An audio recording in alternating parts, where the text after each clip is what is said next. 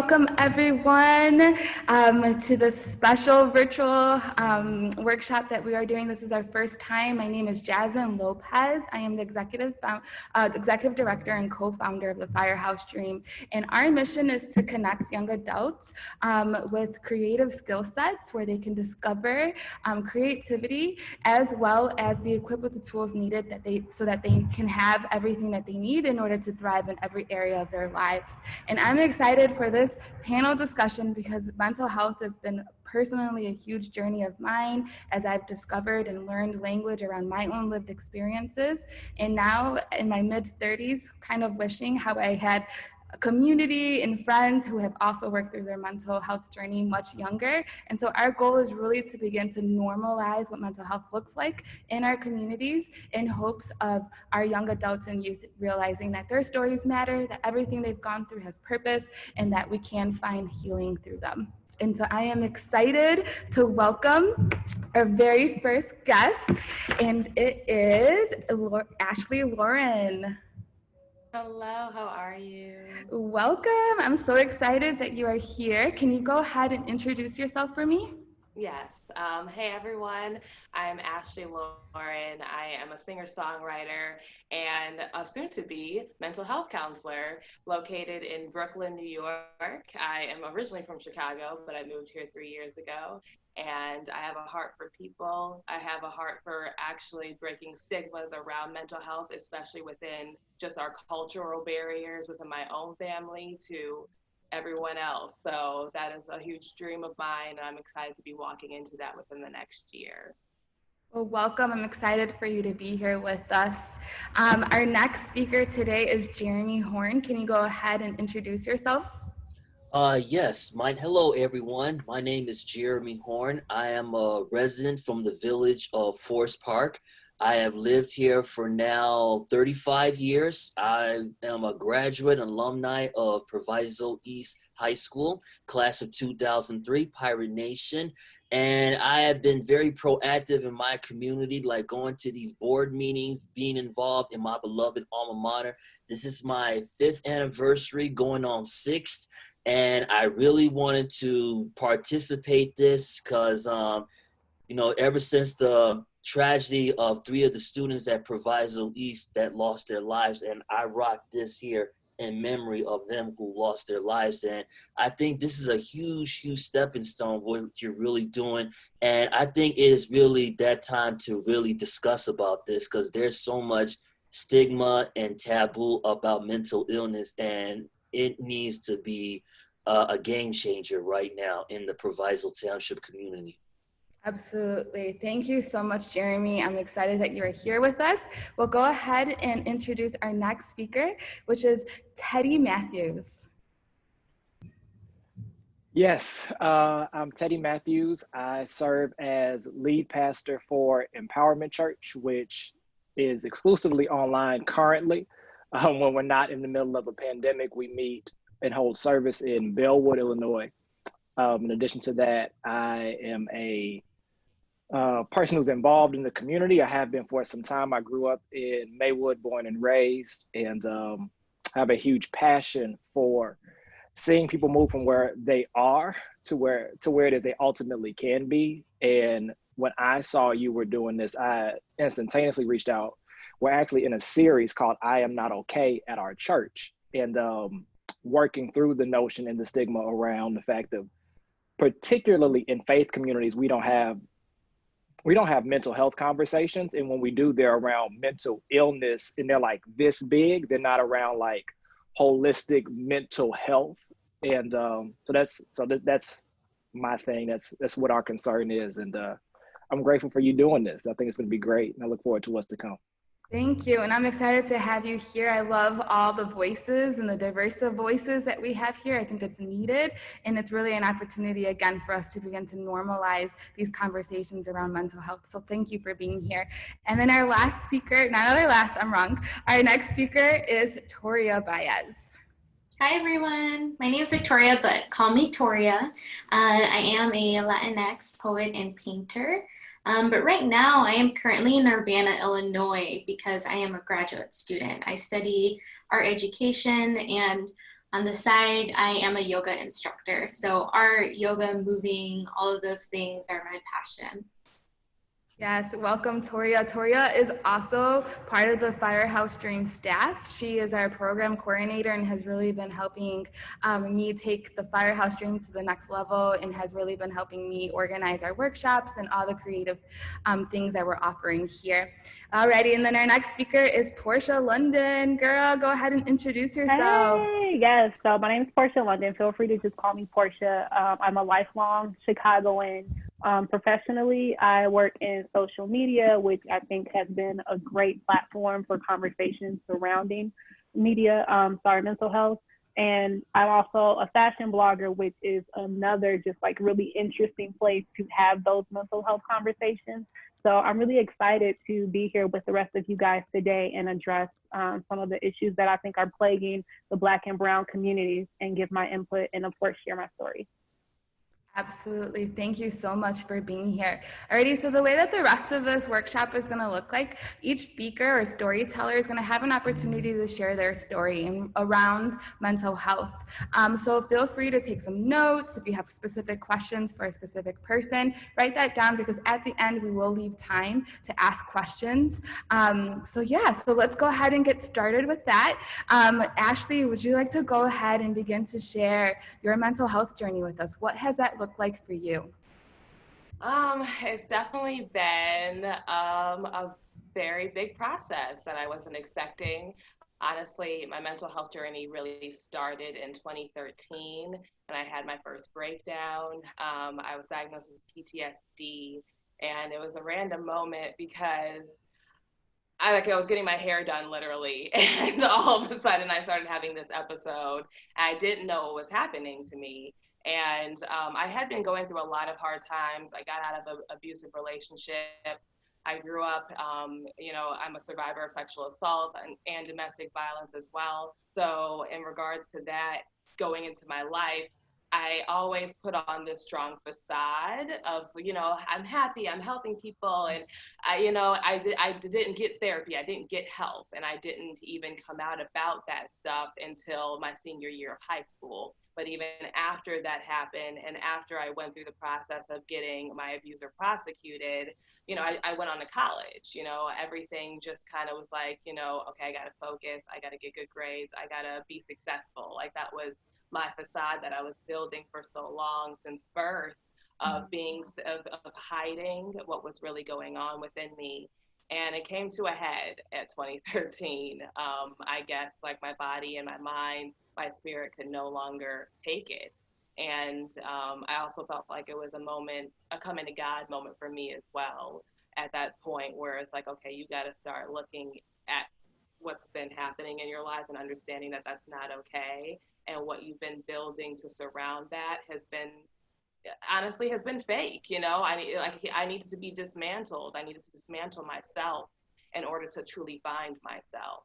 So it's been a huge journey since then of doing that, of looking at my values, building new values, looking at roots that were caused from childhood to now, how that affected my relationships and friendships and such, how I stayed in situations too long that were not healthy for me because my wounded inner child was leading me into those situations.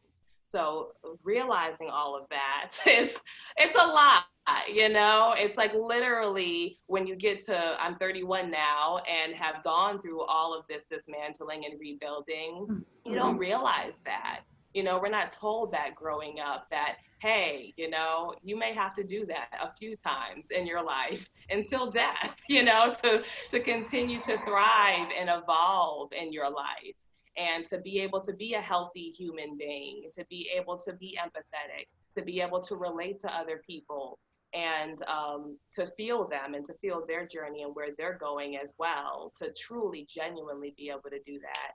And I'm in that space now where I'm excited. I'm leading at Elevation Church Online. I actually started the first sexual assault survivor group for them. And we actually now are creating a mental health program specifically in partnership with Light University to be able to finally bring that to the church so people can be able to have actual pastoral counseling no matter where they are in the world, whether it's at church, outside of church. We're going to be able to create a team now that's going to be able to actually serve these people that greatly need it. So that's where I am now, and I'm excited to have come full circle in a way of going from rebuilding and now helping other people to rebuild.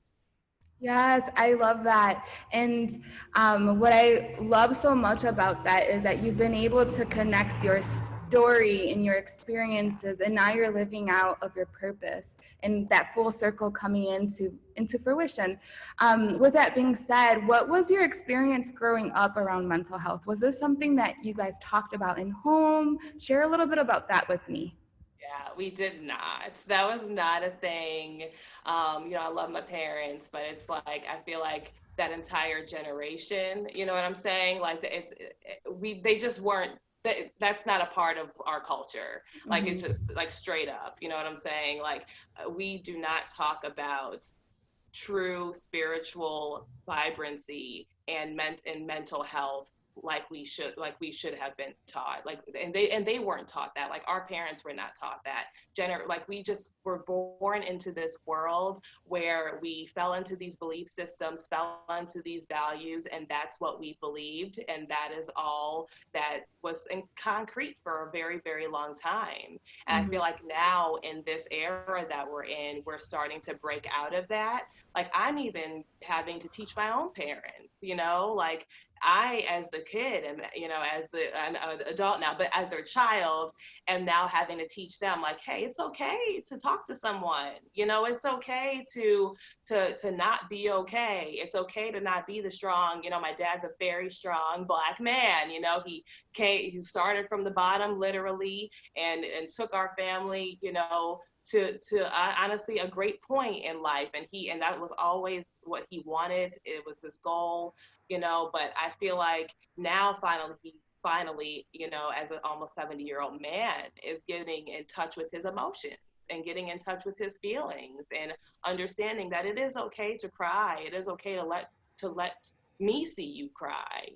Like I'm not expecting you to be strong dad all of the time and be there to take care of me. Like I want you to understand that it's okay, like you're human, and like no parent is ever going to be perfect. And we all, I'm sure, have experienced that in our own ways of seeing that, but we're just doing our best. And our best is just like we have to continue to be open to evolve. And that is what it has to be about now so we can truly be healthy.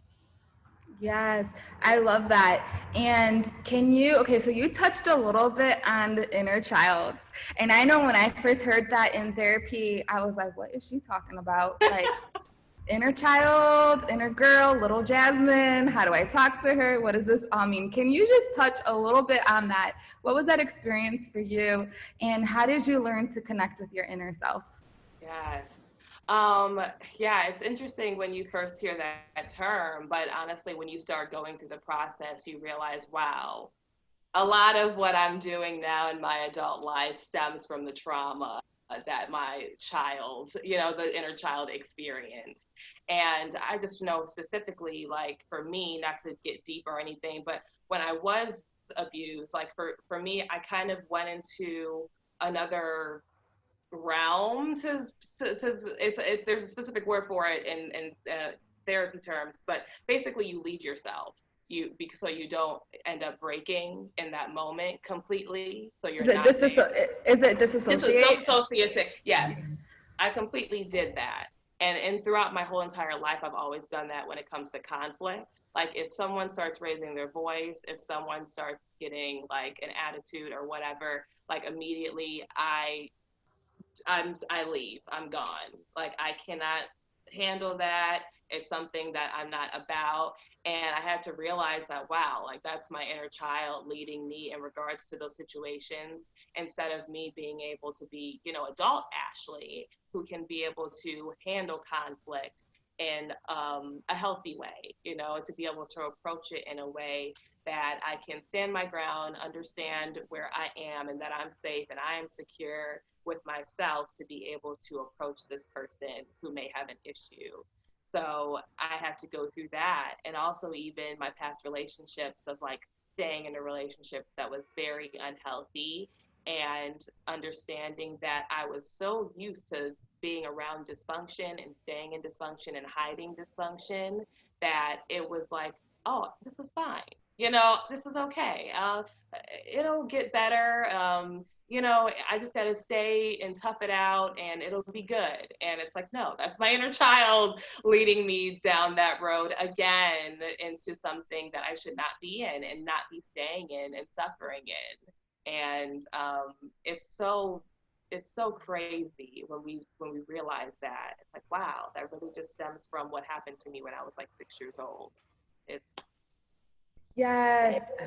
Thank you for sharing that, because I know the talks around inner child, there's even like outer child, inner critic. There's just some language where you can just be like, whoa, this feels a little like, woo. But I'm super grateful that my therapist has taught me how to connect with my inner child and really helped me to recognize that the things I experienced and the things that I saw shaped the way that I believe about myself and the way that I believe the world to be. And so there's these pathways in our brain that need to be rewritten around truth. Yes. And in order to do that, we have to confront these things, these coping mechanisms that we've learned that aren't necessarily the best way to cope with them. Yeah. So with that being said, do you have some coping skills, some things that you've learned along the way that have helped you in the midst of your mental health journey? Yes. I mean, I'm a big believer in the Lord. Like, honestly, I would not be here if it weren't for having my coming to God moment. So I grew up in church, like I felt God at 7 years old, but I went through a lot of stuff in my life where I went down some dark paths that, really broke me. And like I said, 2013, before my last suicide attempt, was that moment where I was like saved. Like I was radically like, supernaturally a moment happened where it was like, wow, I woke up. And it was that moment that I was like, okay, that was my first moment I felt like, wow, God is real. And like, that's the only person that can know the full story, that knows the full story of how I've come to be talking to you today. And prayer, meditation, that's a huge part of my life. I start my day with it. I make sure that I'm completely just trying to ground myself and I'm in that foundation within Him so I can be able to actually be in touch with myself, so I can truly be in touch with other people. And also, too, practically working out is great. I will always say that working out, eating well, that really, really does something for your endorphins and does something for your mental stability. A lot of people, like, I love what Pastor Matthew said, like holistically, there are holistic approaches to mental health. And I never, like when I got diagnosed, I didn't take a single pill. Like they tried to put me on all these things and, oh, you need to be on antidepressants, all that stuff. And I said, no, I said, I do not want to do that. Like I personally just don't want to, because I know a lot of my friends who've been on them have either got their memory, like they have memory issues now, or they are a zombie, they felt like a zombie. I said, I don't want to take it. So I've always done the holistic approach, whether it's swimming, CrossFit, running, horseback riding, just making sure that I'm consistently doing those things along with eating well, treating my body right, making sure I have that time to, tell the world, hey, I'm turning my phone off at 8:00, like 8:00 p.m. Like, I don't want to talk to nobody. That's my time. I'm unwinding at that time. I'll see you in the morning, and having those boundaries too for myself and other people to be able to cope as well.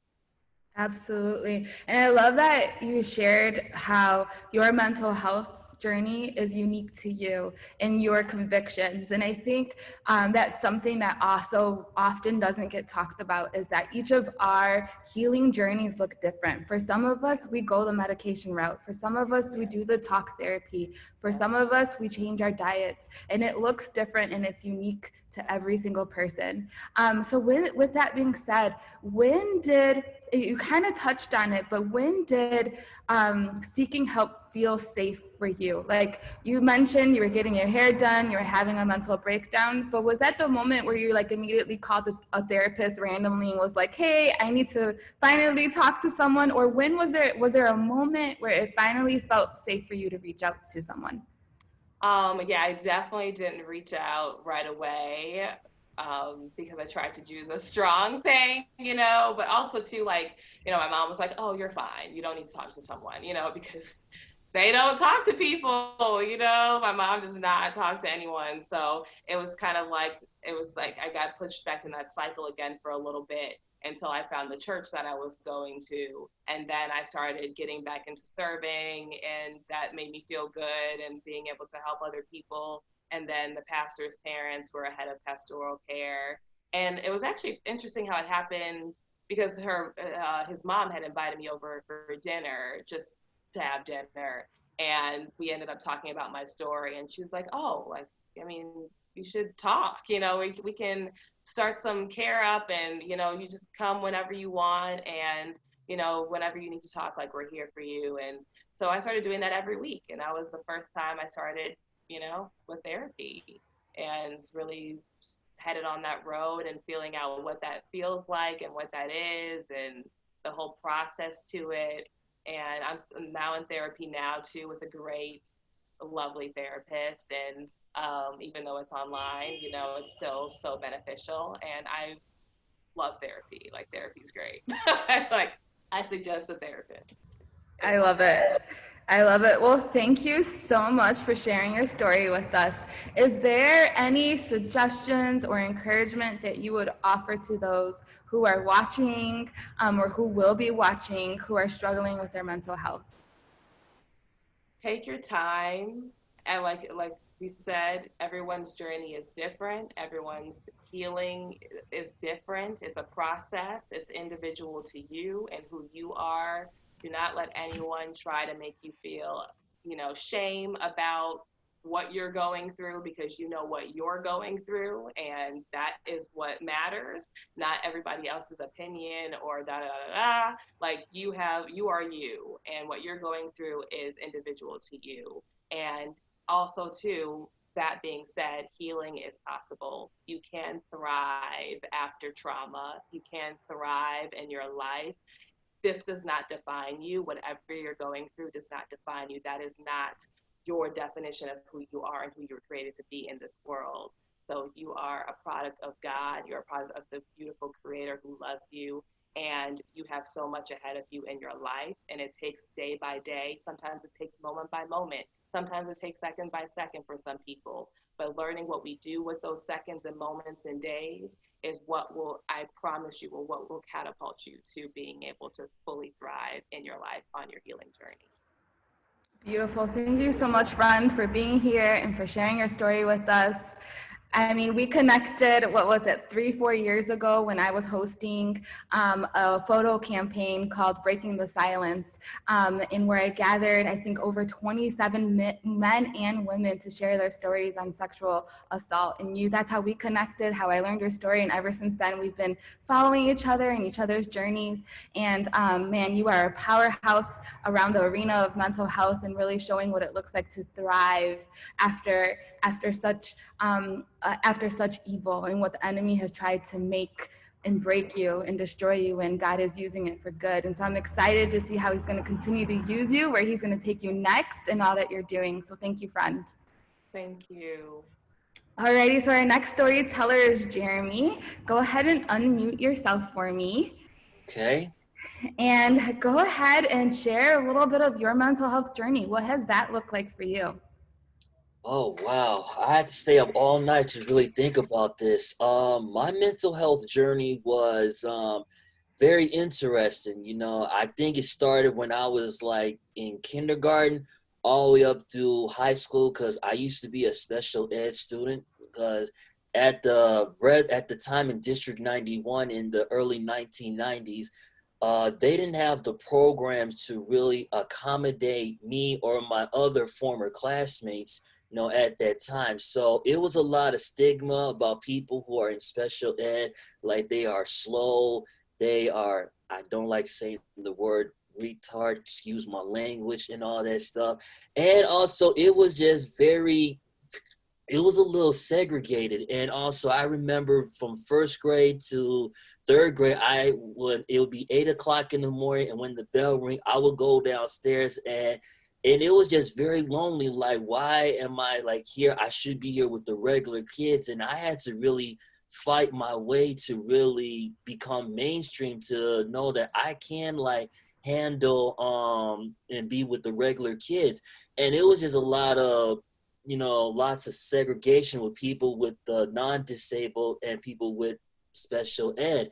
And also just seeing so many former classmates going through what I was going through. I mean, I saw them get teased at, get bullied, and also some teachers, used to like bully children, which a lot of people don't really say is called model behavior, that you do have adults that do bully children, and the saying is, oh, they're just kids being kids. And no, that's a form of discrimination. And I also think when I was in 6th grade through 8th grade, I mean, I used to get picked on a lot by my peers, because, I was just wanted to just talk to somebody, and they just didn't have the patience to really spend time with me. And and it was just a very lonely journey. And also, even when I was in high school, some was just playing that I'm too popular role and just hanging with the wrong crowd. And I knew there was something better for me, and I got picked on a lot. Got picked on really, really bad, which I don't want to get into details. And I tried to like talk to like a guidance counselor, talk to a principal. Some didn't do nothing about it. Some said, Jeremy, just ignore them. And I'm like, but you don't know what I'm going through. And they just really did not really listen, because now with the Don't Be a Bully campaign, like now people are really, really paying attention to it. And in the 1990s, it was really like a stigma or just like a taboo, like, oh, they're just kids being kids and all that stuff. And no, and also people don't talk about is you do have adults that do bully children, and that's what my mental health journey started. Yeah. So tell us a little bit about where you're at today. What is life looking like for you?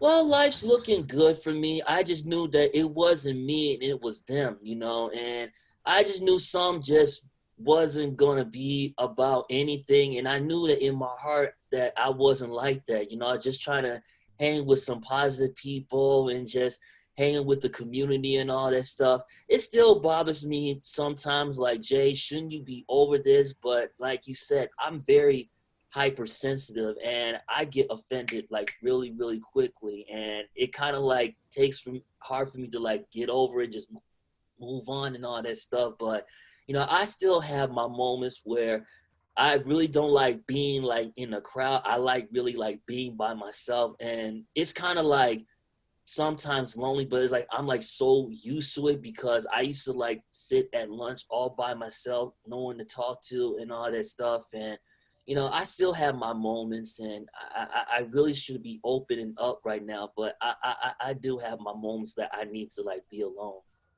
Yeah, and I think that's okay. It's okay to recognize the moments where you need community, and it's okay to recognize the moments where you need some alone time and to process through what it is that you're feeling. Thank you for sharing that with us, first of all. I just want to acknowledge that, because I know when it comes time to share our stories, it's exposing a lot of things, and it can bring up some emotion, and so that's okay.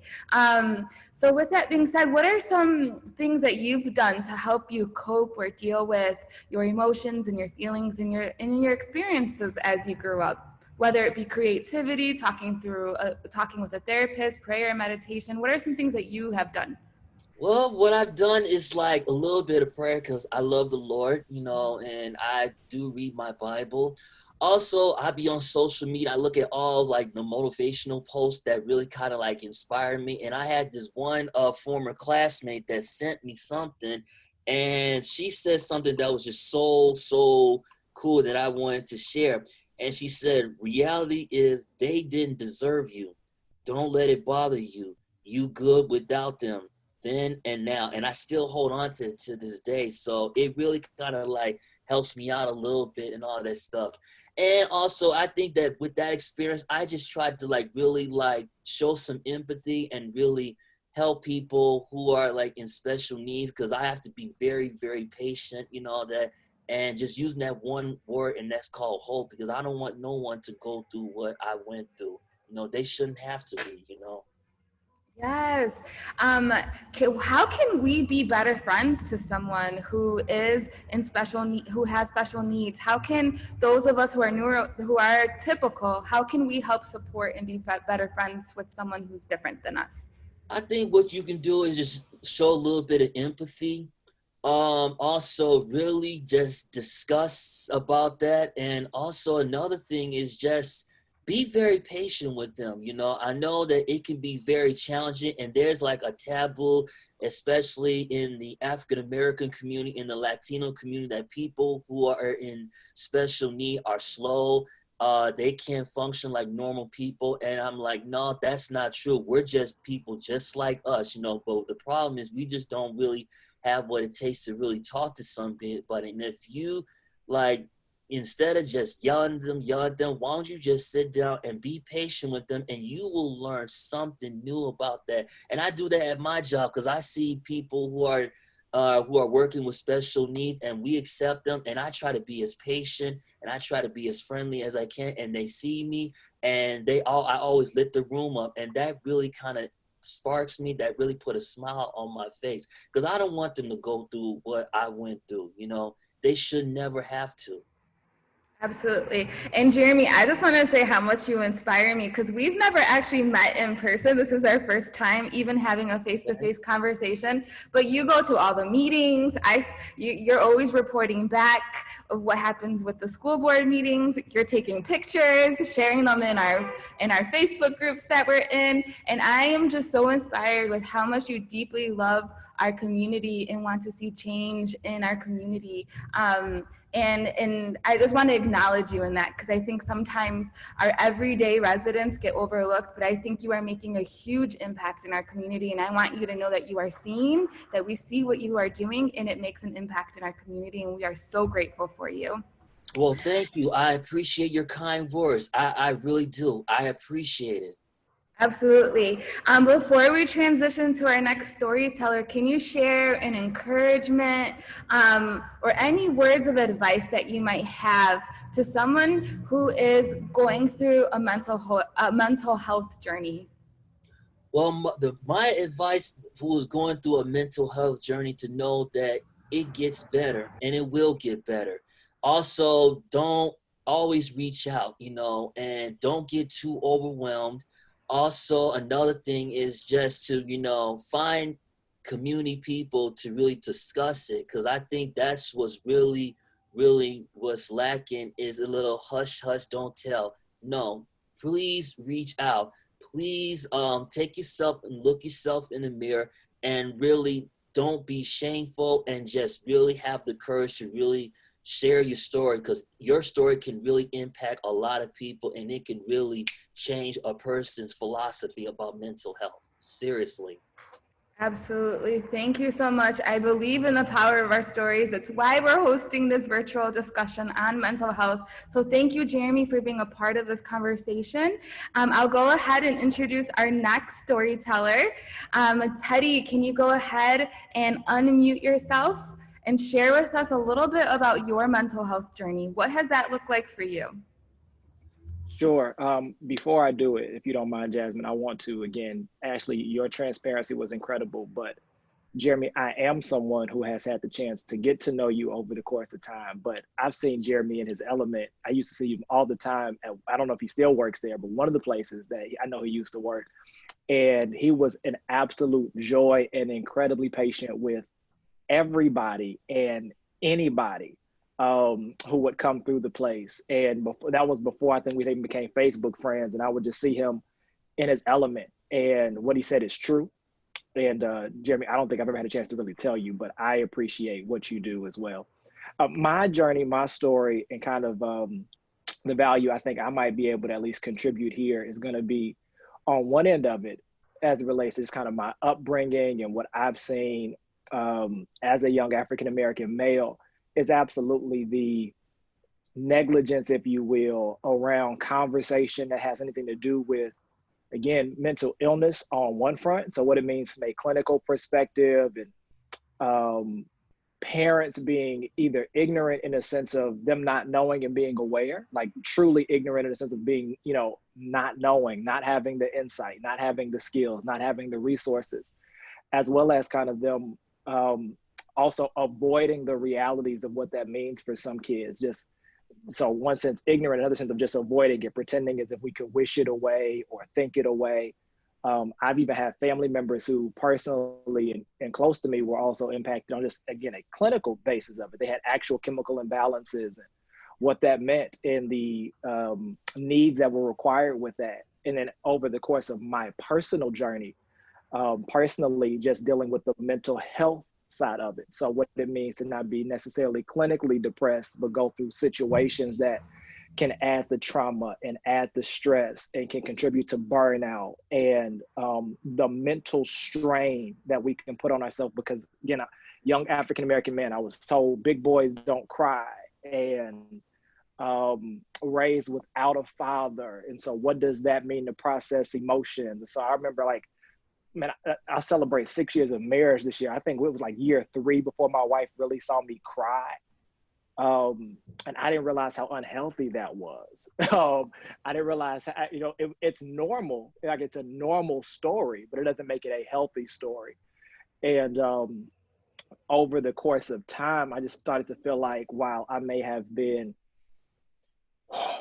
winning in some regards to some people, I personally felt like I was, is a common word we use, right? It's just like, I felt personally unfulfilled. I felt personally dissatisfied, while I may have had some of the things and I may have been doing some of the things that others would validate, others would have given their self for, at least from the outside. And personally, I just didn't feel as if I was fulfilled and satisfied. And what I discovered along that journey was the importance of course, church, to have a healthy faith community, but then also the importance, what I tell the spiritual family I lead, I mean, we need Christ, we need counselors, we need coaches. All 3 of them have played critical roles in my life. Jesus as my savior, coaches to keep me going, and then counselors for just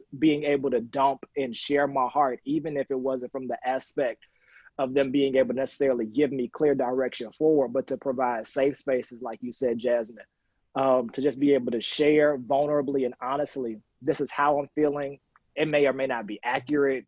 It may or may not be the full picture, but from my perspective, this is how I feel. It sucks, it hurts, it's hard. And for us right now, as a spiritual family, we're working through this thing on I am not okay. It's just, when the response back I've gotten has been, nobody in some of these people's adult years have ever told them, in Ashley's phrase, it's okay to not be okay. I made a video I sent out to some of them recently. I had grown men calling me this week, talking about how they were boohoo crying because nobody had ever given them permission to just be in their feelings for a minute, right? To just sit back. You don't stay in it. Nobody advises to stay in it. Nobody advises to sulk. Nobody advises to remain in it. But for me, the language I've kind of given to it, even in the middle of a pandemic, is to say that all of us have lost something. This year has been traumatic in the sense of what trauma means.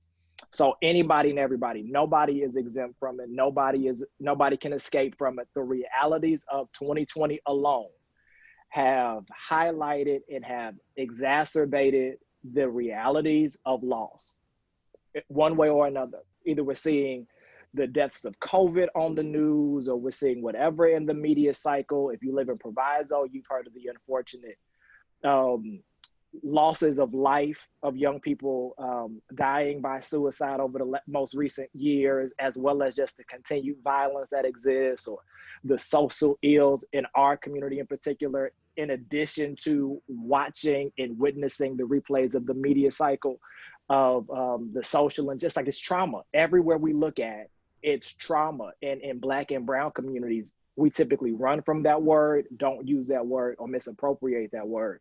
But all of it is traumatic, and all of it is lost. Yes, it And so is. the language, yeah. So the And so language, that's what no, we've go been ahead. working Go. through. Yeah, No, yeah. I was gonna say, so the language we've kind of given it this month in our series has been, we all have to understand that grief happens. By nature of my vocation and I have a very weird wiring, and it might be because I was told big boys don't cry. So like, yes, I pastor, but I feel like I do significantly more funerals than the average pastor does. And what I've seen and discovered from it is that everybody just deals with loss differently. But we don't talk enough about grief, just in general, in a sense of what it means to grieve. Grief is the loss of something. And we don't spend enough time talking about what it means to just lose something. Graduates grieved the loss of not having a traditional graduation. Parents are grieving the loss of not having traditional education for their kids. So they're figuring out what it means to do that. And so we're working through that language of grief, but not being in despair. So grief being the loss of something or someone, despair being the loss of hope. As Jeremy just said, we got to have hope. So despair being the loss of hope, it's okay to grieve, but we have to catch our grief before it becomes despair. And that requires, again, for those who are spiritual, it requires Christ. So our church community, our faith community, it may require counseling. It may require a therapist. It may require social workers, which are all words and phrases that are becoming more common, becoming more used, but have been stigmatized for forever. And we may just need a coach. We may just need a mentor. We may just need somebody else that could be the safe space for us to kind of help us work through it. So I dealt with it on the burnout side. I dealt with it on the clarity side. I dealt with it on an unfulfilled side. I just didn't know who I was. And ultimately, it all just came down to just not understanding how I was wired. And nobody ever sit down and said, look, some of the stuff you learned needs to be deprogrammed, because it's not okay if you want to have a thriving life. If you don't want to just be winning, if you want to feel personally fulfilled, you gotta rethink some of this stuff. So, Man, you're like just. We could be done right here. No. I mean, you were like preaching, you were just sharing. I love it. Thank you so much for sharing your heart with me. I mean, there's so much I want to try to unpack in our time slot together. Because you said so much, and all of it is so key and so important. On a personal level, you shared there was a moment where you realized that you hadn't expressively expressed yourself in a vulnerable way to your wife. And it wasn't until maybe year 3 in marriage. Can you share maybe just a little bit around vulnerability and what that has looked like and what that has meant for you as a Black man? Mm-hmm. Absolutely. So I love even the phrasing you add to the end of that, Jasmine, because I feel like, especially in some of the conversations I'm having today, it's like I need to differentiate. My emotions are as a Black man. And I think it may not mean something to some people, but as Black men, I think we need to hear other Black and brown men kind of say, look, I got feelings, and they may not align with some of the ones you have, but it's because you don't have my narrative. And so because of that, growing up, again, I grew up in Maywood, saw a lot, experienced a lot, had a lot of friends who made a lot of different decisions. My parents sent me, or my mom and my grandmother sent me to private school for elementary and for high school, but I had to come back home. So I still saw what everybody else saw. I still lived what everybody else lived. So again, it was big boys don't cry. Didn't see a father at home to be a husband, didn't see a father at home to be a dad. And so when I got married, I became a husband and a father like that. My wife had a daughter. And so I had to learn both of those simultaneously while figuring out what it meant to really be a man.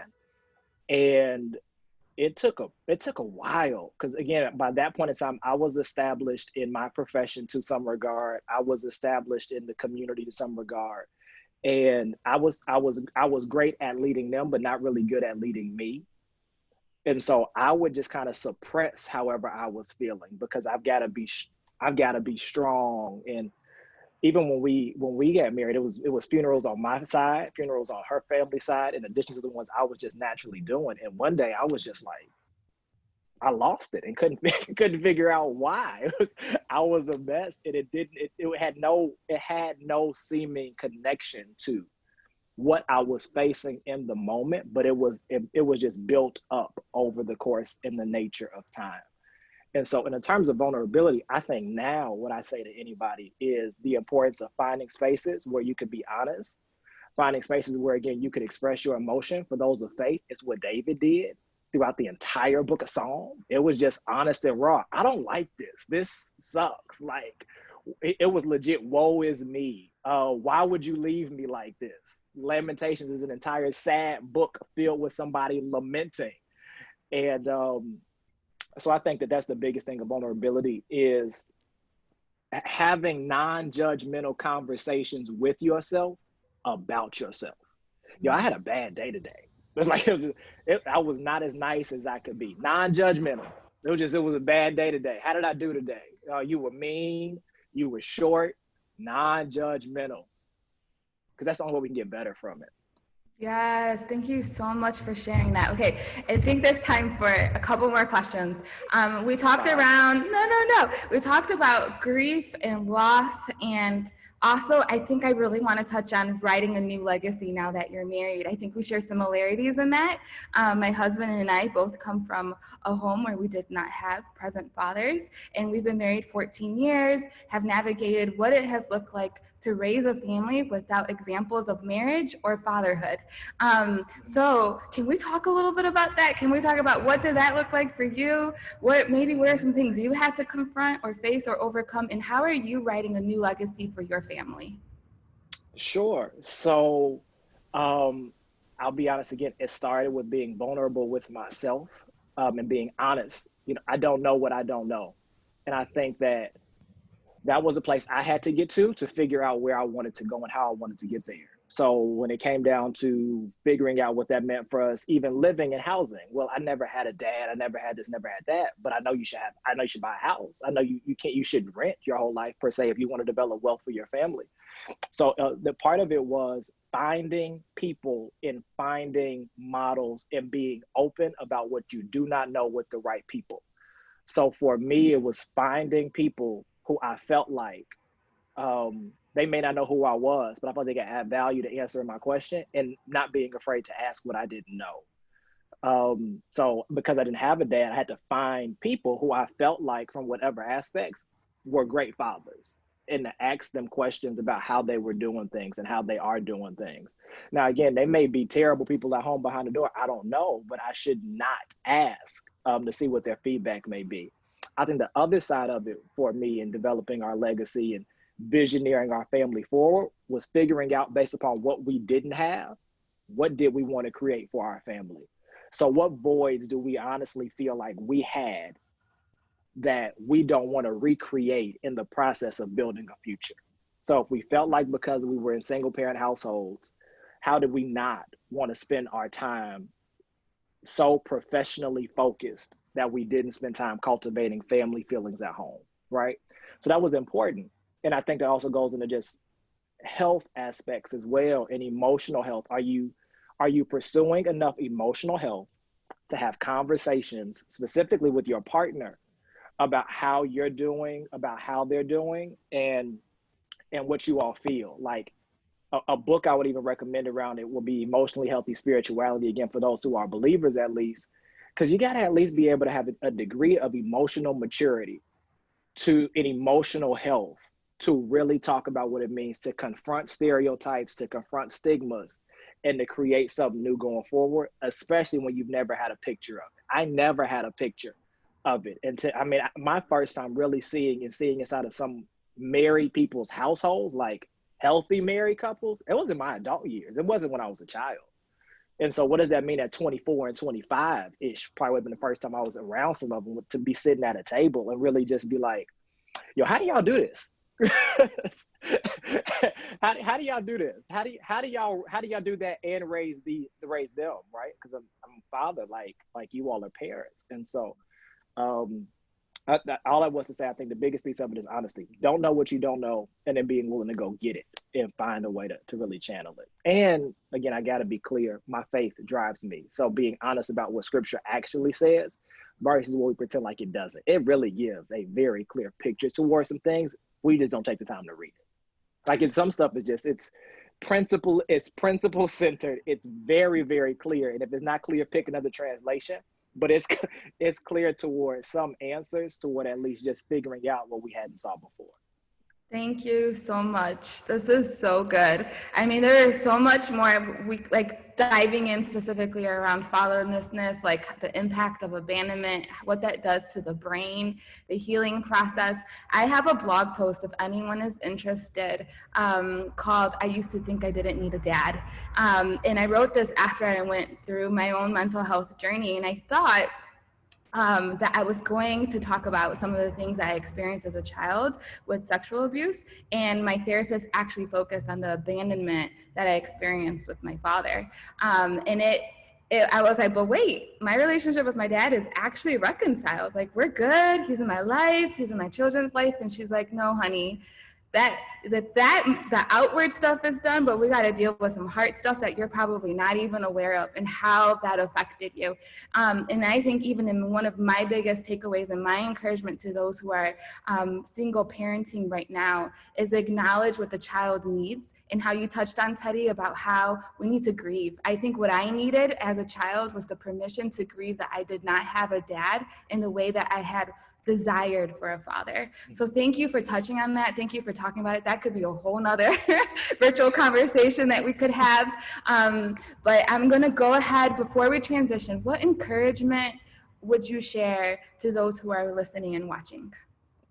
Again, it's okay to admit you're not okay, whether it's long-term, whether it's just in a day. Sometimes we are too hard on ourselves. You don't have to solve the world's problems in a day. You don't have to raise $1 million in a day. It's just with two hearts. It's okay to not be okay. It's just not okay to stay there. That's one of the biggest pieces of encouragement.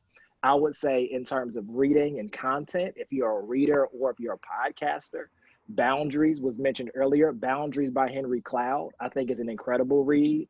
It's an incredible study around setting boundaries for yourself, setting boundaries for other people, because if you don't learn to set them for other people, they won't set them for you. And so in discovering this kind of that, and I would say if I was to give one more, it would be learning how to reframe. And I don't have time to undig it, but I'd say Google what it means to reframe thoughts.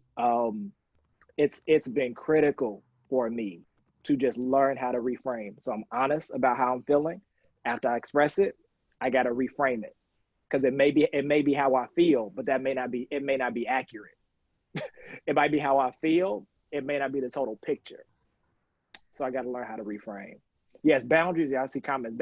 There's a boundaries book for multiple things. You need to read boundaries probably first personally if you haven't. But there's a boundaries for marriage. There's a boundaries for singles, I think, and I'm almost certain there's a boundaries, or at least a series around boundaries for parenting. All of those are critical. I'm adding that to my reading book list like now. Thank you so much for sharing. Your voice is needed, your story is needed. So thank you for being here. I appreciate you doing this and sharing your story with us. We're gonna go ahead and transition to our next storyteller for today.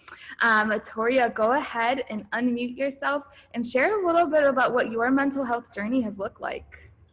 Yeah, wow. I was so invested in listening to everyone here. I feel like I need to take a moment and think. But yeah, I mean, as we've kind of heard, a lot of it is situated in the present everyday, knowing that it's almost a forever journey, right? Like the things that we do to care for ourselves, especially after we've acknowledged that we're on this journey. So I guess I will backtrack to, I think it was when I was in high school, and I'm currently in graduate school, and I haven't taken a gap year. So that kind of situates, my age or timeline, but in high school, when I really started to kind of understand that what I was feeling wasn't okay to not work through. And, you know, a lot of that was an awareness of some really like harmful familial dynamics that were showing up as bad habits that really, and I'll be specific, but in high school, I developed an eating disorder. And, you know, a lot of people struggle with eating disorders for various reasons. And one thing that was really interesting for me was, for me, personally, it wasn't about body image or reasons for weight loss, you know, all of these notions of what it normally can be for some people, I was sitting with, and I was like, you know, this doesn't feel right. Like, this doesn't feel like why I am, you know, engaging in this kind of behavior. And it wasn't until I sat with it more that it was a way for me to unhealthily react to what was happening in the household. And so I feel currently, I mean, I am really happy that I have moved beyond those habits, but the truth is that sometimes, you know, trauma lives in different ways. So I no longer have physical eating issues, but, you know, I experience anxiety and depression. And so it's sort of an interesting place. I'm always looking at what that looks like. And right now, to situate it in the present, a really important task that I'm on is trying to find a therapist that can help me in real tangible ways. So when I was, can you still hear me? I took off one, just so like sounds a little better. Thanks. So when I was in high school, I told my mom I wanted to see a therapist specifically for eating.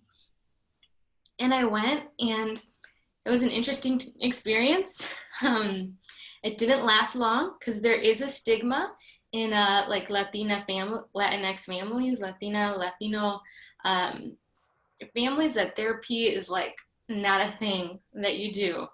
My mom went to therapy with me, and then we stopped going.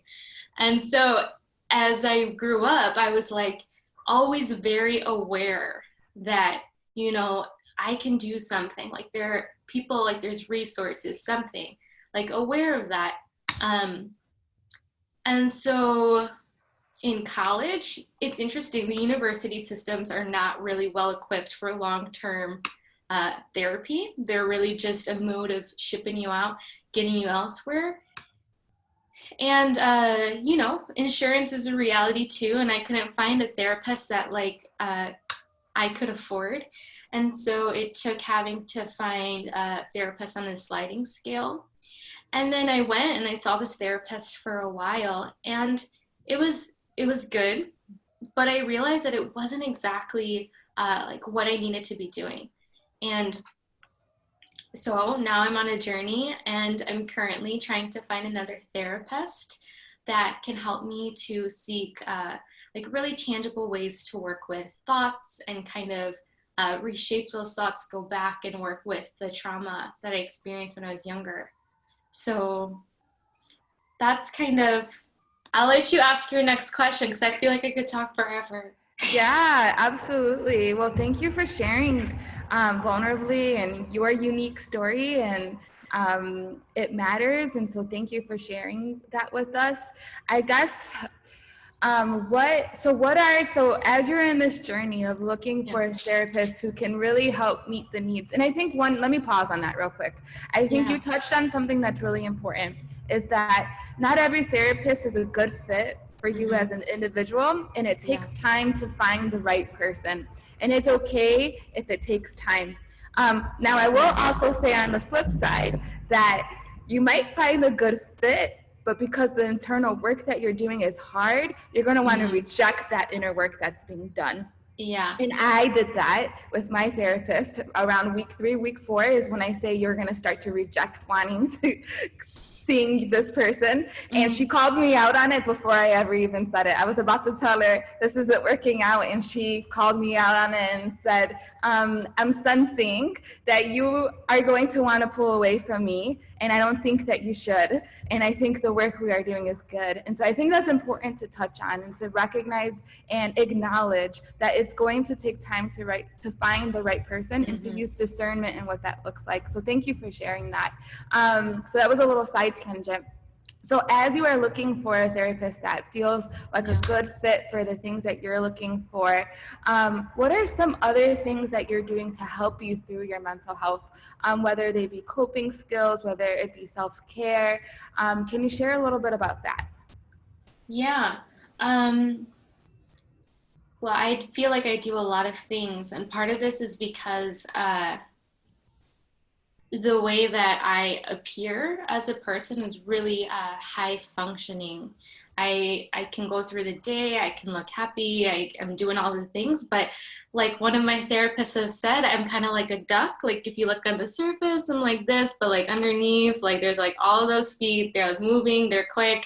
And so I feel like I've kind of developed a lot of coping strategies, and I'll go into why, but one of them is yoga. So I started off in high school doing yoga at home, and that was relating to the eating disorder at that time. I was like, I need something that's gonna slow me down, whereas some other activities are really fast paced. You can see variations over time if you do them longer, whereas yoga, it requires you to slow down.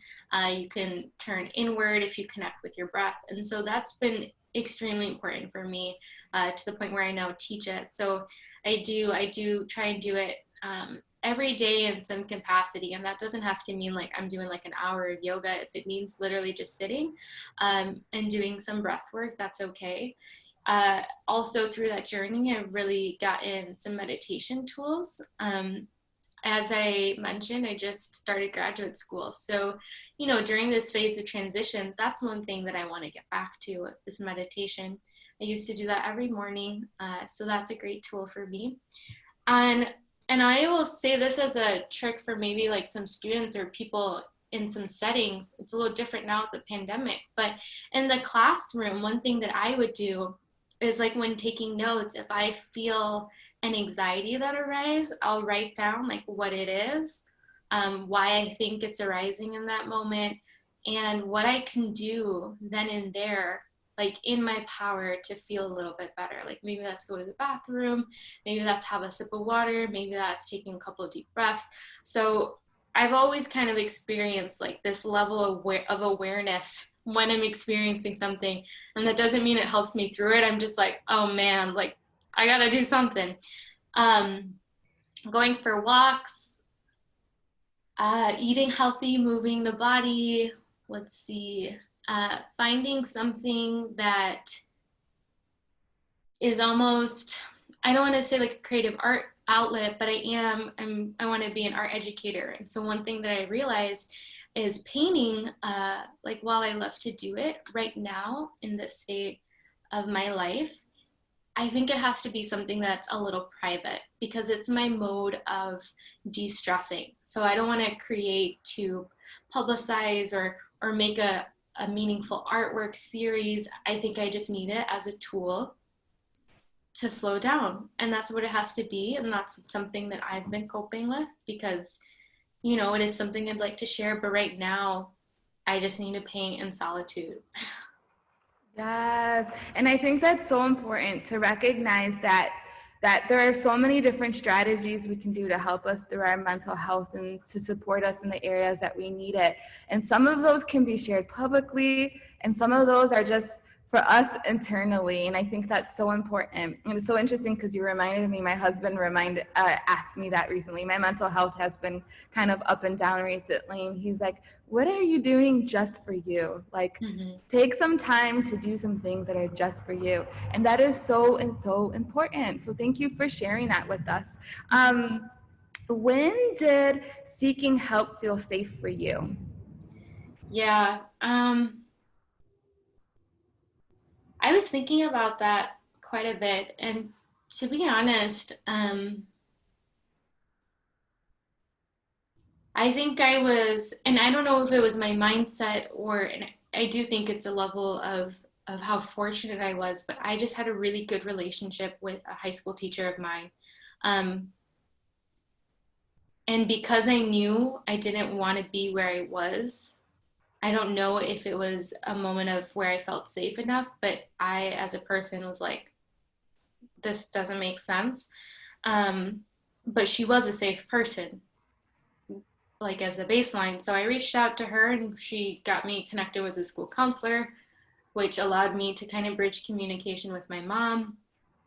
Like I mentioned, that was a little bit rocky at first. But now, as an adult, truly, and this is one thing that I would love to know more about for other people, but honestly, seeking help really didn't feel safe until I was out of the house. Like living on my own as an adult really made diving into like, okay, what has been going on in my family with history of domestic abuse? Like what does that mean? And how can I process it now from a distance, and then grow some empathy for those family members who process it or experienced it in a whole other way from a different standpoint. So yeah, it's like, it makes me sad to say like it was when I left the house, because I so wanted to, because I know that, we can start these journeys at any point. But for me, it was when I wasn't at home. Yeah. Thank Yeah. you. Thank you. Thank you. I'm like, oh my gosh, you guys, this conversation has been just so uniquely beautiful. And I'm so grateful for each of you guys being here and sharing in the way that you're sharing.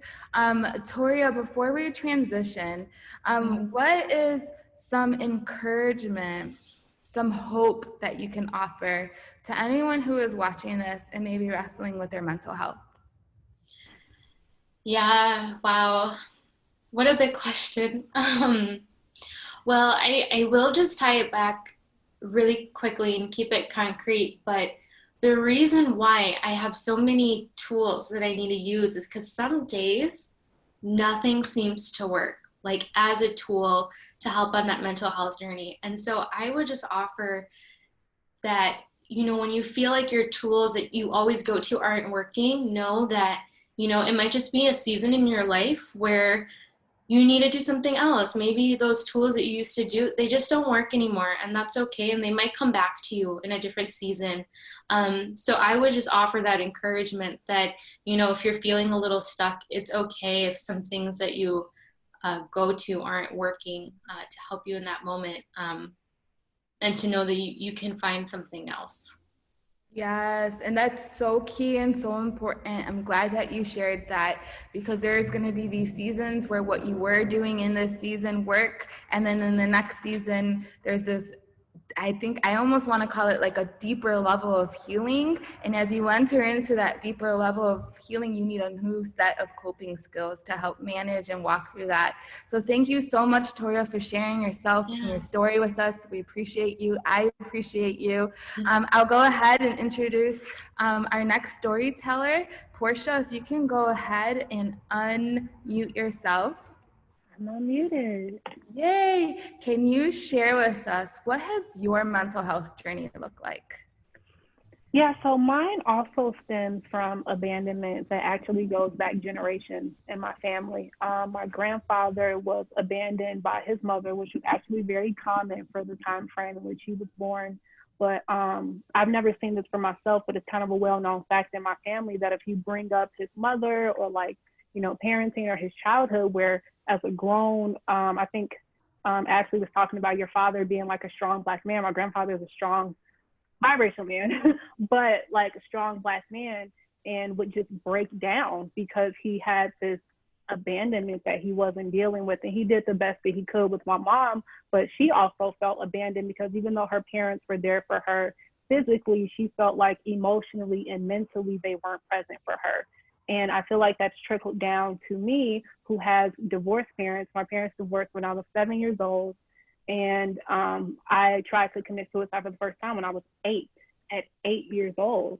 And it was, in hindsight, I'm just like, it's so silly. I think I was upset about like some boy at school or something. And, you know, I'm able to recognize now, like, it was just the residue of like the divorce from my parents and like missing my family and wanting like a sense of normalcy. I wasn't really upset about something else, but I dealt with that on and off for a long time. And then by the time I was 12, it became known to my parents and they put me in counseling. So I'm thankful that I did have parents who was able to understand the importance of, let's get this girl some help. You know what I mean? Like, it's great to be able to talk to your parents and your family about things, but I'm really thankful that they were aware enough to put me in a place to talk to a professional. And it was really beneficial for me because it gave me a different perspective. I lost my brother when I was 10 years old, and I was able to talk about that in counseling. And she's like, well, you know, like, did you think about it this way? Or, you know, like, really just kind of give me a different perspective. And now as an adult, like, I still catch myself sometimes that things can be detrimental enough where I'm just like, oh, I hate it here.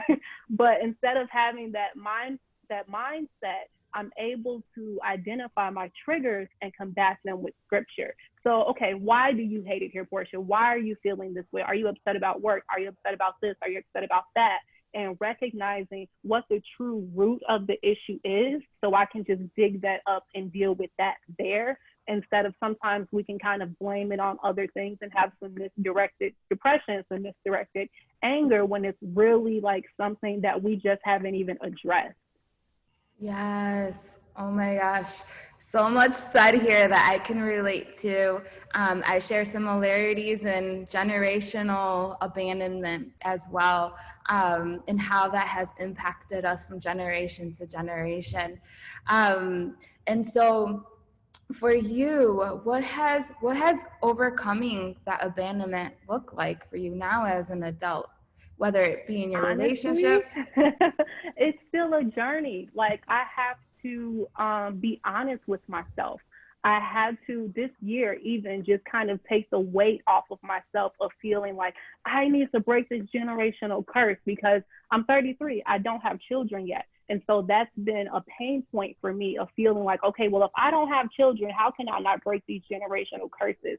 And so now I'm able to just lay that at Jesus' feet and say, okay, I know that this was a thing in my family. And even if I break this curse, it doesn't have to look a specific way, but I'm trusting you guys to do this for me. And whether it looks like what my perfect picture of what it looks like happens, or if you have something better for me. So being able to kind of get out of my own head a little bit and just, I mean, because it's such a luxury. Like, I don't know if everyone here is believers, but for me, like, it is just such a luxury to be able to just take off the mask and take off things and just give it to God. And that's really just kind of been my main source. And then also just being really honest with myself about how I'm feeling, you know, like, okay, I'm feeling this way because of why, or even just acknowledging it, because I don't know if you guys are familiar with the Enneagram, but I'm a 3 on the Enneagram. And so I like for myself to be presented in a certain way. I like to be poised. I like to look like I have it all together. And so I have a core group of people where I can go to and say, hey, I don't feel like I have it together today. Can you guys help me navigate that? Because it can be hard to do it on your own. I think it's important to have those come to Jesus moments by yourself, lay on your feet, not cry, whatever. But sometimes you do need that outside perspective, and you do need that community to sometimes bring a different perspective to things, because sometimes we can be a little pigeonholed in our thought process, and that really does limit and sometimes prolong our healing. Yes. Oh my gosh. Okay. So so you shared at a young age, your family, your parents supported you and helped you get into therapy. Was that something that you wanted to do, or do you feel like you were forced to do that? And how did, I was a little reluctant. Okay. I was a little reluctant because it was done in my school. And so, like, whenever the counselor would come to my classroom and everyone would be like, Portia, got to go to crazy talk. So it was a little embarrassing initially, but it was definitely needed. I was able to see the benefits of it. I just wish it could have been a little bit more private. Got it. And then at what point did it start to feel safer for you? I think maybe about a year in, you know what I mean? Because other people were going through things as well. Because especially as a kid, especially as a preteen, like the last thing you want is to feel unique. You just want to fit in, right? You just want to be like everybody else. But like as other people started to go through things and we started to kind of normalize not being okay, then I was like, okay, well, you know what? I'm actually just ahead of the curve and I'm taking good care of myself. Yes. And I feel like I have a tween myself. So I'm asking these questions not just for this the time of this virtual call, but I'm like, I need all the nuggets I can get from this because I am trying to just love her well and help her grow into who God has uniquely created her to be. So in terms of mental health, what are some coping mechanisms or strategies you've developed or partnered with to help you through your journey? As I said earlier, like if I know my triggers, so if I start to feel triggered, I have a few scriptures that like I combat that with. But to be honest, sometimes it's like it's redundant and I've heard it so much, like it doesn't always hit the same depending on how I'm feeling. But I've learned to also just really kind of get to know myself. I think Ashley was talking about just having moments just for you to reconnect with myself. I do something for myself every day, even if it's just spending 15 minutes reading. And I take myself on a self-care date, like every week. During the summer, I was going out to the park and I take my blanket and my baskets and snacks, my Bible, my journal, sometimes a book, and just really kind of like process the week. How am I feeling? What's going on? And I'm also a big fan of like voice notes. I'm not a big journaler in that way. Like sometimes I feel like have so many mental tabs open and I'm processing so quickly, like my hand can't keep up with my thoughts. So I like to go to the voice notes in my phone and I literally will just talk about how I'm feeling. Sometimes I'm like doing it as if I'm talking to God and expressing myself. God, I don't understand what's going on. I don't know why I'm feeling this way. And other times it's just me venting. So just being able to get those feelings out. And sometimes I go back and I listen to them. And I'm like, honestly, I've had moments where I'm like really proud of myself to be able to vocalize how I'm feeling. And even that is like a testament to be able to say, okay, I'm proud of you for being able to identify this instead of being ashamed of it. I love that. That's such a good idea that some people might not be writers, because I think that's oftentimes one of the first go-tos that people are like, just write down what you're feeling. But if that's not something that's safe for you to do, a voice memo on your cell phone is totally an available option to help you navigate through what you're feeling. So thank you for sharing that. Are there any like podcasts or books that you've read that has helped you through your journey that you love and you can share with us? Boundaries was a good one for me as well. I also listen to this podcast, and it's going to sound totally stereotypically me, but I promise it's really good. It's called Slay Girl Slay, and it's a really good podcast. It's just like about just self-care, and she talks about mental health, and it's usually just like right on time for what I'm feeling, and it's just like a feel-good thing, but also a little like gives a little bit of depth. So I'm a big fan of that, but I try not to bog my mind down with too much because I do like to really kind of hear from God on what he wants me to do. So I kind of try to have a balance between listening to outside voices and just kind of taking time to really hear from God. Yes, I love that. And then what is some encouragement or hope that you could offer to someone who is currently struggling with their mental health? I would say just really be patient with yourself. Like Toria was saying, like it's taking her some time to find the right counselor for her. Like everything isn't always it's going to be instantaneous. Like I know we live in this generation where everything is just like at our fingertips, but this is a process. And just because you feel better today doesn't necessarily mean you're going to feel better tomorrow, and that's okay. Each day is going to look different, but you have to be patient with yourself and know that things will get better. I'm actually wearing a shirt today that says that things will get better, but like things will get better. You just have to take it day by day, assess each day for what it is, but still be hopeful for tomorrow. Yes. Okay. I just thought of a question, and I don't know. I feel like I need to process this with you. But what are some ways that, or maybe what's some things you've had to undo or get rid of as someone who loves Jesus and is a person of faith when it comes to the topic of mental health?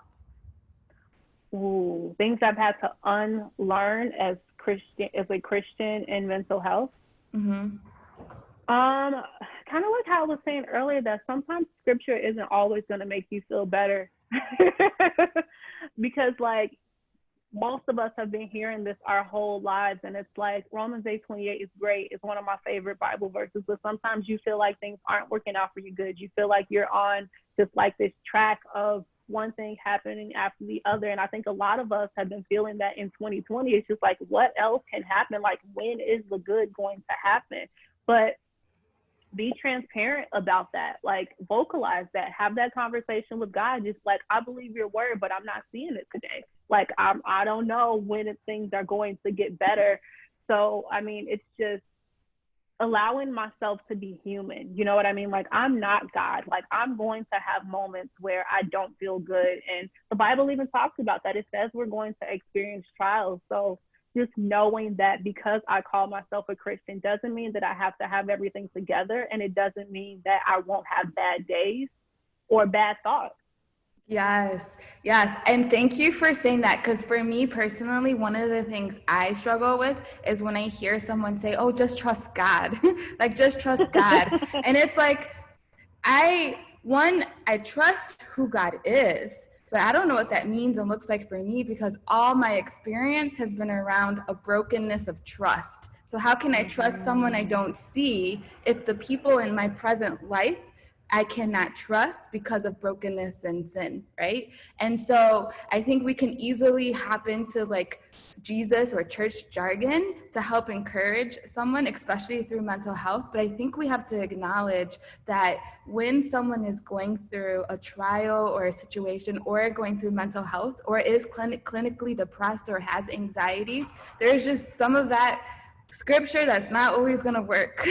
We need discernment in how to encourage and how to exude hope without going to those like, just put your trust in God. It's like, yeah, we it's know just that. those cliche things. And I believe that the two can work simultaneously. Like, I really believe that God is good enough where he can give us practical tools to be able to battle the things that we're going through. Like, I'm a praying person, and there's been times where God has put it on my heart to reach out to someone or send them money. And these are very practical things, but it's also like an ordainment from the Holy Spirit to guide me to be able to do the practical act for someone, because I can pray for you, but if you need money for groceries, you need money for groceries. Like, me praying for you isn't going to put food in your fridge. So like, I think you're absolutely right. Like, there is a practical element to this.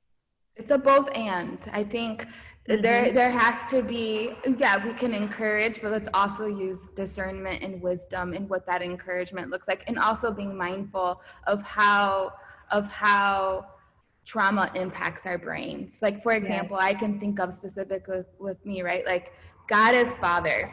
What does that even mean to me as someone who did not have a present father in my life? So how do I begin to build relationship with God as Father when I did not have that presently? And so because that is the uniqueness of my story, it shifts how I approach and talk to someone about mental health or faith. And I know that part of their story comes from a place of fatherlessness. And so that's where wisdom is needed. Scripture and prayer is absolutely powerful and amazing, but there's also wisdom and discernment that has to be used. So thank you for, I mean, there's so much we can unpack and just kind of like dig on this specific topic when it comes to faith and mental health. But thank you so much for sharing everything that you've shared with us. If all of our storytellers can go ahead and unmute yourselves. If anyone who is listening currently in this moment has questions for us, has any thoughts that you want to share, go ahead and drop it in the group chat. And and while we're waiting for some of those things to come forth, maybe if someone else, one of our other storytellers has a question for someone else, or you resonated with what one of our guests said, you can go ahead and we can use this time to kind of talk about that. I actually wanted to jump in real quick about the faith bit in regards to using discernment when you're encouraging someone in regards to mental health from a faith perspective. A lot of people, and this is what I've been doing a lot lately, we got to look at the whole fact of Jesus and his coming. You know, it's like he was a man. He was born to show us the process of what it is like to be human. And a lot of people don't really talk about that in church, and they don't talk about that very real thing. He was a man. He was born. He went through the process of becoming an adult. He went through the process of death. He went through the process of betrayal. He wept, you know. We were reading the story now in church right now in regards to when he came to the island when they were done traveling and they were tired, but all of these thousands of people, the 5,000 men met them, and they, you know, it was time to feed. He wanted them to be fed with the 5 loaves and the 2 fish, you know, and after that, and after he had that miracle that went down, after everything was done and over and said, there was a point where they started coming towards him, and he realized, and it even says in the scripture, when he realized they wanted something from him, he stopped and he went away. Mm-hmm. He even had the moment where he had to be like, listen, no, you know, I'm not going to have you guys force something from me right now, even though I had a miracle shown before you. He even said, I need to go away. I need to go I need to go to the mountain. I need to have my time. We need to talk more about that more than ever. You know, like, let's talk about unraveling and unpacking his life and what that truly looked like. He had moments. You know, yeah. He got scared. He didn't want to die originally, even though he knew that's what his purpose was, to come on earth, to die for our sins, to be raised up, and to be able to then go ascend with his Father and leave us the Holy Spirit. But at the same time, they show us in that scripture that he did get scared. He said, Father, do I really have to do this? I gotta die, you know?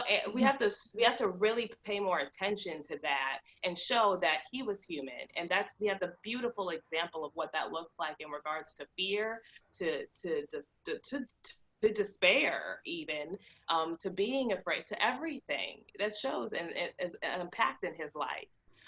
So if we're going to talk about his life, we really need to actually talk about his life, really, really shed light on what that looked like, so people can really, truly relate to that from a faith perspective. Absolutely, absolutely. And I just want to touch on, you guys, that I see the patterns through each of your stories, and how your stories have impacted who you are today and how you've made decisions to be who you've become, whether it be professionally, what you're doing in the community. And I just think that's so beautiful. And I think that's where we really do see Romans 8:28, right? Where God takes everything and works it out for his good, where we see the fruit of that and how that's playing out, from Pastor Teddy shepherding and leading a spiritual family, because he didn't have the context of family as a child, to Ashley doing what you're doing with your church group and mentoring and shepherding also groups who have experienced similarities in your story. Tori, I see how yoga was a place for you in your high school experience, as a place for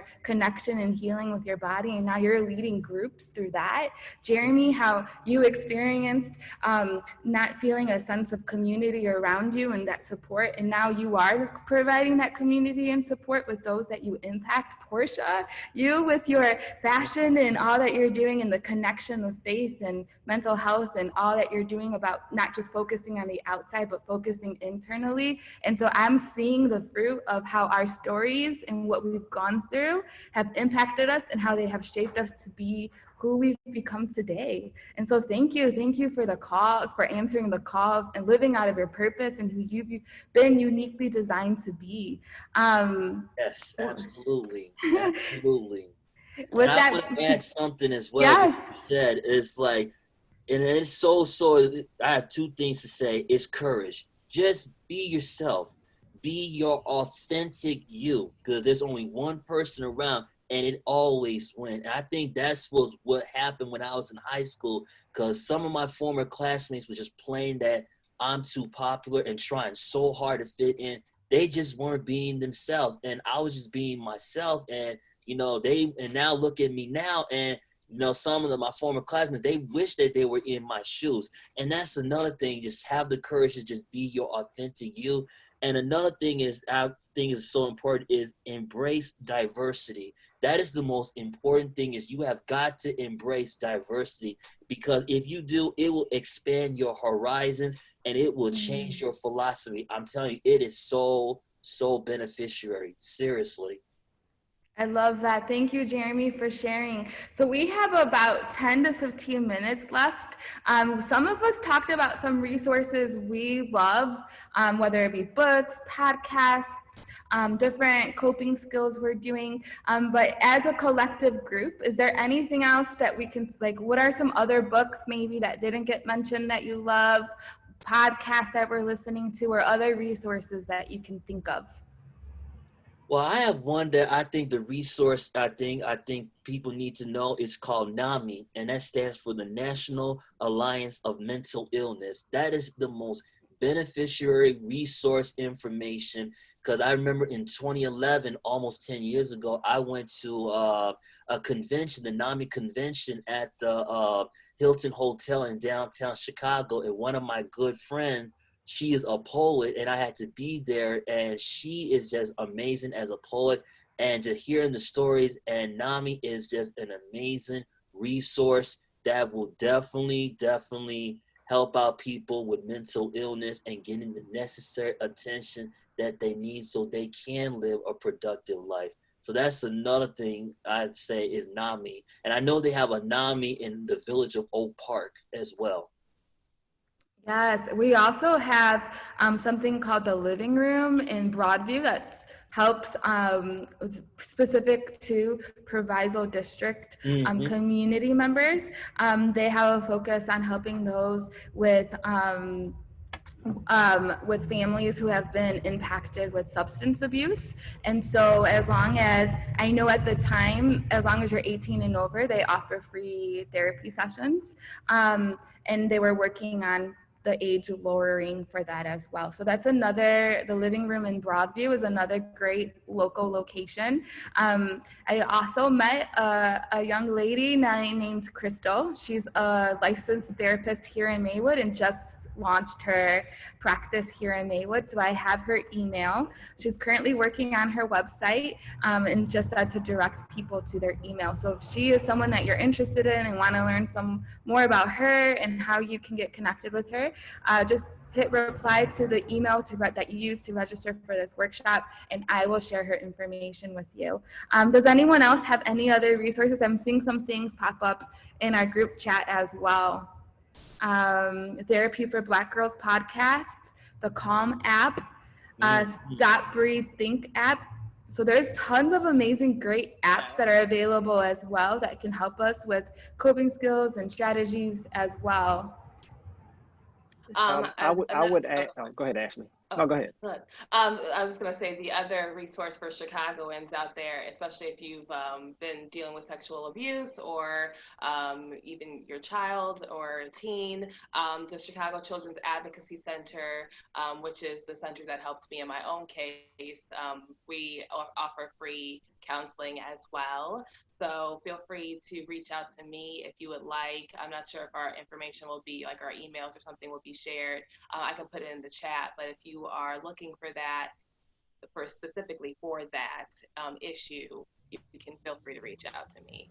Yes, Ashley, if you don't mind popping in your email address, as well as how people can follow you guys on social media, go ahead and feel free to pop that in there in the chat group as well. And then I'll also send out an after email to everyone who participated and registered the link for this since we recorded it, as well as some of the resources that are being listed here and shared with us today. I love it. Yes, Regina, thank you for sharing all of these resources with us. This is amazing.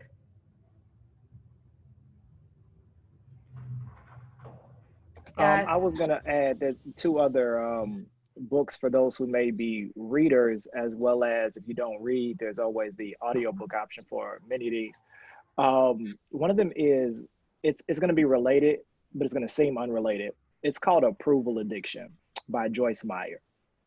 Um, some of our some of the lack of emotional health or emotional awareness will cause us to say yes to stuff, to fill voids, and from places of inner insecurities.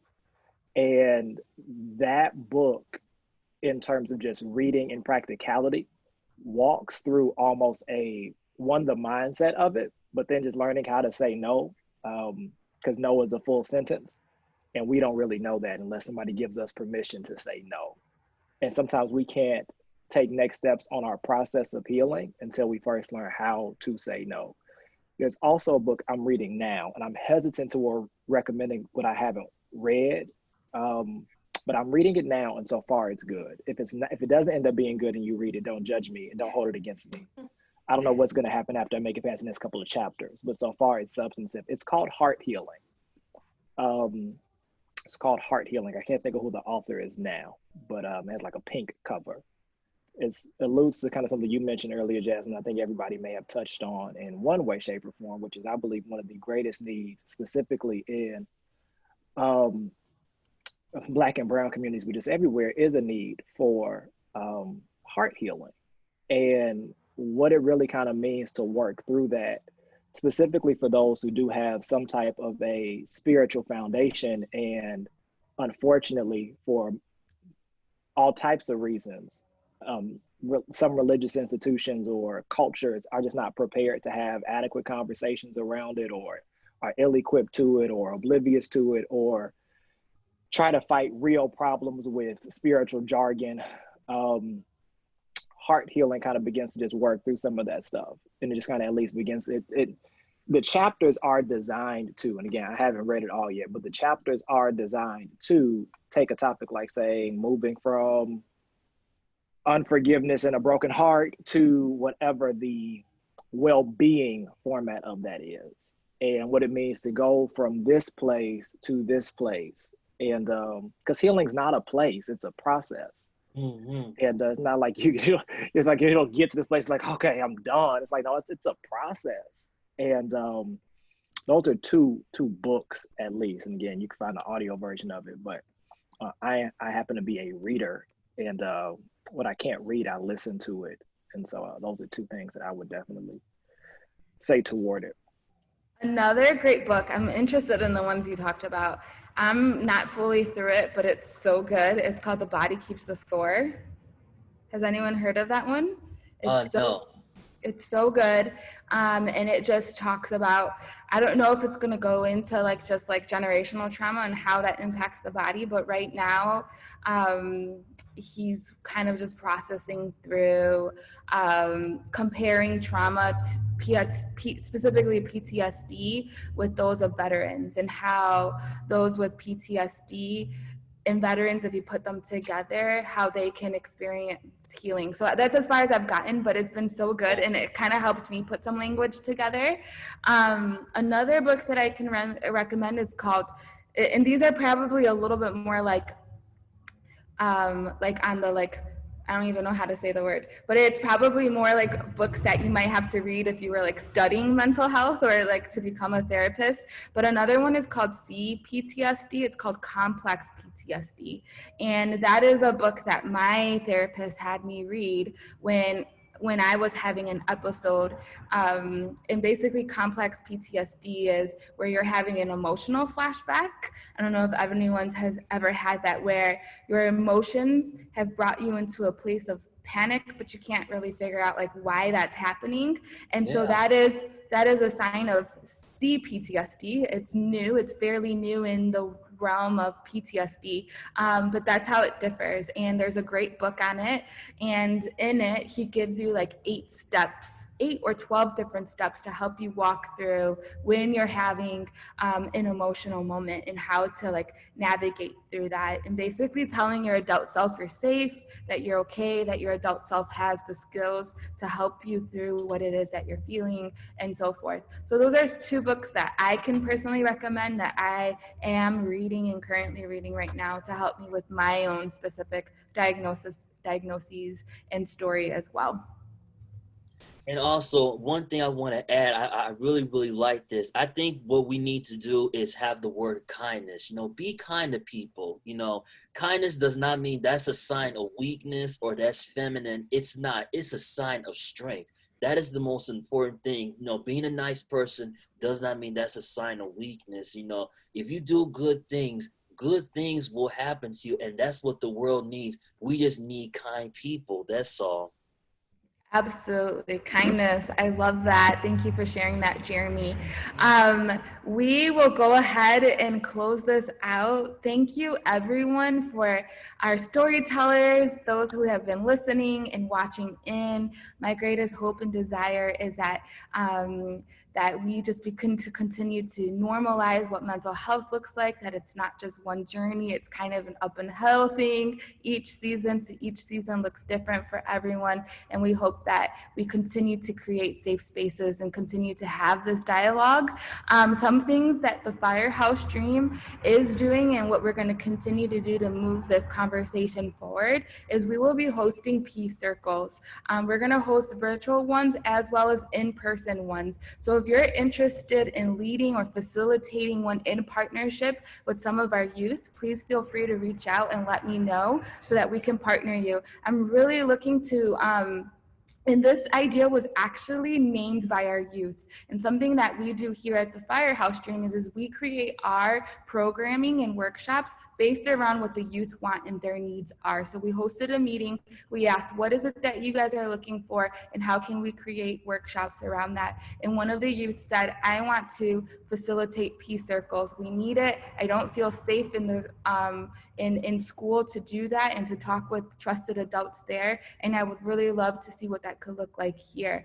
And so I said, absolutely, we're going to do it. And then this conversation was kind of birthed out of it. So with that being said, we want to host safe spaces for the guys and for the girls. So if you are interested in leading or co-facilitating a virtual one, reach out. And then we're also going to host 1 to 2 in-person ones here in Maywood, Illinois for our teens and youth, because we need the connection, we need the time together, and we have the space to do it in a way where we can wear masks and socially distance in a way that's safe. And then lastly, we have lots of creative workshops that the Firehouse Dream that is offering specifically here to the youth and young adults. I'm a mid-30 girl, so I call anyone younger than me a youth. So I'm like, oh, that could be offensive. But our young adults, we're offering tons of free workshops from hand lettering to creative writing to how to budget. We're talking about financial wellness and the importance of overcoming poverty mindsets and so much more. We just launched another free field trip around if you want to start a t-shirt brand. We're going to take you to a location. We're going to design and create a shirt and then print it on site and learn what it looks like to start a t-shirt business. So all of this to say, we have lots of workshops that are available. They're free for our district, for our youth. Or anyone really that comes from a community that's under-resourced. We want these opportunities to be available. And again, thank you so much. Check out thefirehousedream.org if you're not familiar with who we are and what we're doing. And then lastly, storytellers, thank you so much for being with us. I'm grateful for you, for sharing your story and for being here. Thanks so much. And I'm going to go ahead and end this call. Enjoy the rest of your Saturday, friends. Hi, everybody. Have a good one. God bless. Bye.